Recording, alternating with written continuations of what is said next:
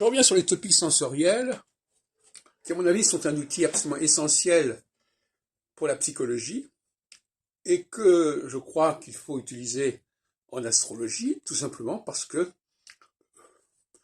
c'est beaucoup plus intéressant et beaucoup plus valable que le thème natal. Bon, alors c'est un système sensoriel qui pourrait relever des neurosciences, en quelque sorte. Alors ce que je voudrais signaler aujourd'hui, en ce 16 novembre 2022, c'est à quel point le ça et le surmoi, parce que c'est de ça dont il s'agit, des femmes se situent dans la sphère privée, dans le cas du ça, et dans la sphère publique, dans le cas du ça masculin. Et ça, c'est très important. Parce que le ça fait des dégâts, le ça. Le ça, c'est le débordement. Le ça, c'est le lâcher-prise. C'est la désinhibition. En opposition au surmoi, qui est le contrôle, la rétention, la retenue. Alors, le ça, quand il est au niveau public, c'est-à-dire quand ce sont des propos qui ont été donnés en public, ou des présentations physiques qui ont été données en public, tout le monde peut l'observer. C'est un fait public. Bon.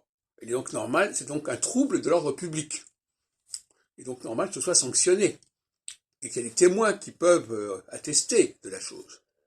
Ça peut même être filmé. En revanche, les dysfonctionnements du ça masculin, qui touchent au fait de manger, de boire ou d'avoir des rapports sexuels, relèvent très largement de la sphère privée.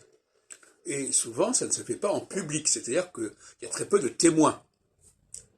Et ce qui me choque en ce qui me concerne, c'est l'importance qu'on accorde à des témoins qui, parole contre parole. C'est-à-dire, il y a un témoin qui dit qu'il a fait ceci ou qu'on lui a fait cela, mais il n'y a pas de phénomène public, parce que ça ne s'est pas fait en public.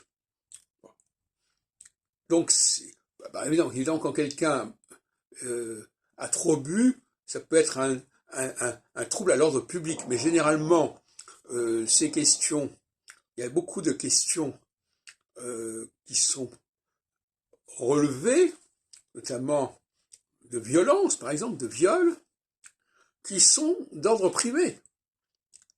C'est-à-dire qui ne sont pas attestés, sinon par une seule personne qui dit qu'on lui a fait ceci ou cela. C'est le fameux MeToo, etc. Ou ce film qui vient de sortir, She Says, etc.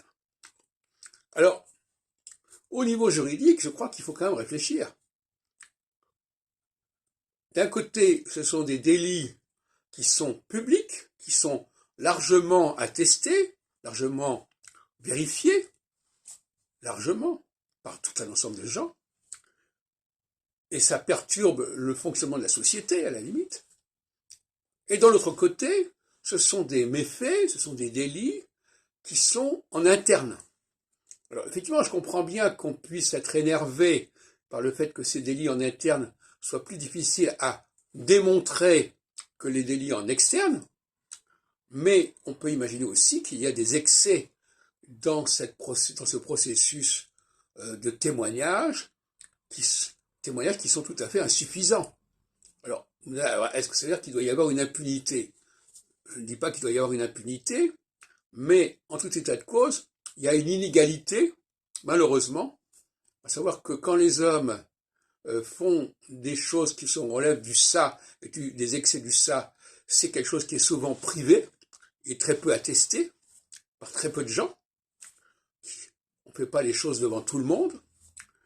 Et quand les femmes font des choses qui sont excessives, elles le font généralement en public, elles se donnent en spectacle.